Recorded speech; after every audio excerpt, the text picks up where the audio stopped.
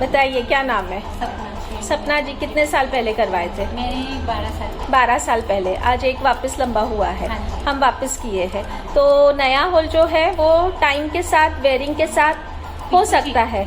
वो कब होगा वो नहीं बता सकते हैं, बट यस, आपने पहना था या कुछ ना कुछ किया होगा, मैंने पहने थी। इसीलिए ही होता है। इसीलिए मैं कहती हूँ कि नए होल में 6 महीना कम से कम ध्यान रखो, नहीं तो नए होल में दिक्कत आ सकती है। ठीक है, तो सपना जी के साथ सेटिस्फाइड है। थैंक यू सो मच सपना।